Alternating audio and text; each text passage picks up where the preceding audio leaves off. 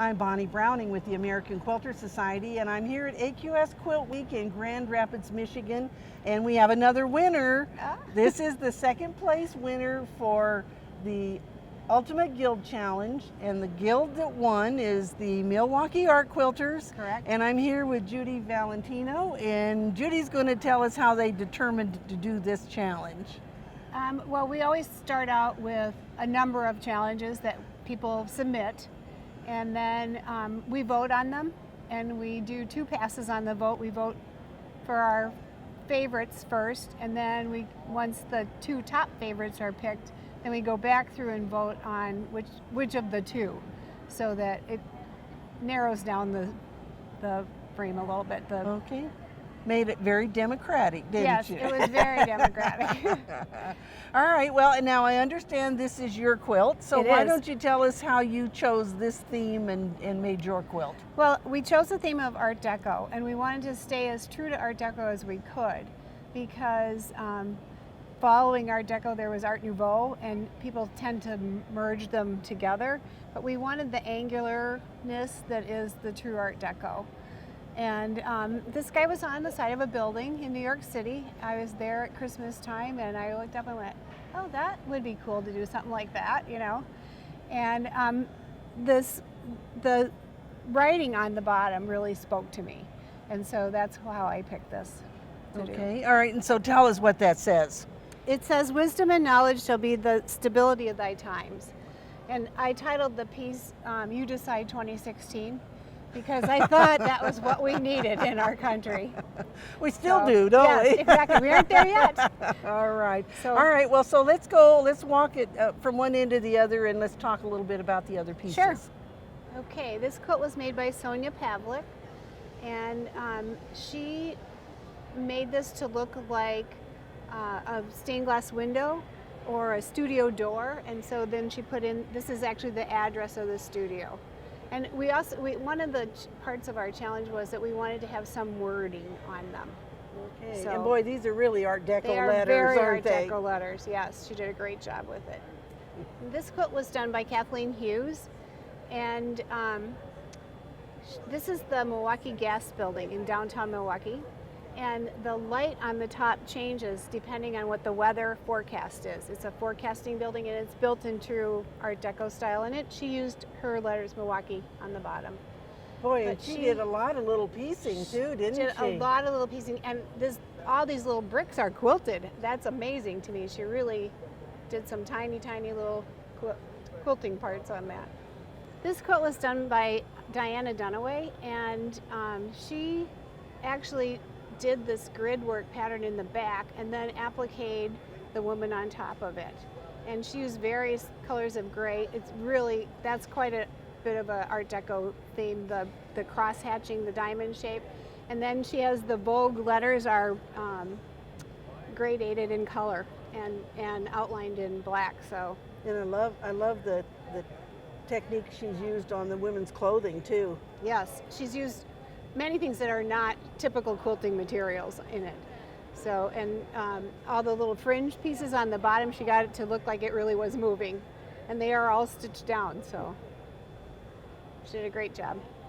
This quilt was done by Linda Fleschner, and she was very true. It's an original design. She did very true to the Art Deco style and coloration. And she also it's tremendously intricate quilting in the background, so you really need to stand up close and look at what she was able to do. She is one of our premier long armors in our guild, and we're hoping to see more and more from her, and that she'll teach some of us what to do. And she's used great deco colors, hasn't she? Absolutely. Yes, the coloring is very good. Fabulous. And she named it Miami Moon, because this is the type of thing that you would actually see in Miami. This quilt was done by Chris Kirsch, and she was with our group for quite a long time, and she used really interesting fabric on it. This is the design is original design that she drew, but then all of the copper work that you see and all the quilting on the copper work was actually done from the back because it's on spandex. She found the spandex in a bargain bin or something, and she thought, what can I do with this? This would work great for what she wanted to do. And so she did that, and then she echoes the coloration of the spandex in some of her quilting on the quilt. And then this is she and her husband's initials. Monogram. Sure. Yeah. Yes. Well, and you know what? That's not a particularly easy fabric to use. Oh no, it's terrible. And of course, your presser foot would not slide over that at all. So I can see why she had to do it from the back. Yep. And it's the perfect color to simulate copper. It is. This quilt was done by Kathleen Sweeney, and she decided that she wanted to use this piece of fabric in particular. And there's an interesting story behind it. I believe it was a shirt from Goodwill that she repurposed to make this fancy dress. Perfect for the dress. Perfect for the dress, yes. And she actually stitched the flow of the dress in the bottom, and then she stitched all these little loops on by separately so that they would continue to hang and wouldn't bunch up on her. And the hat on the head too is very typical Art Deco. Yes. And the light backgrounds, the colors are Art Deco. And she found this fabric, the background gray fabric, in her stash, which is perfect Art Deco. So you have to look with what you have, and sometimes you really can do something with them. And we forget what we have too, exactly. don't we? This is just a piece of silk. She said that she had that light pink, which is hard to get into a quilt. And she corded around the edge of that too. Yep, she did. And she corded around the edge of the shape too. This quilt was done by Kathy Downey, and what it actually depicts is a door. And if you see right here, she has this is the door knob, and it's all done in silk. Both the foreground and the background. And I believe that she actually used made bias tape to do the arches and so on so that it would make the arch. So that it lays nice. So that it would lay nice does, and not pucker or anything. And then she did Art Deco quilting in the background. And I'm not sure, but I think she actually dyed this piece in the background herself.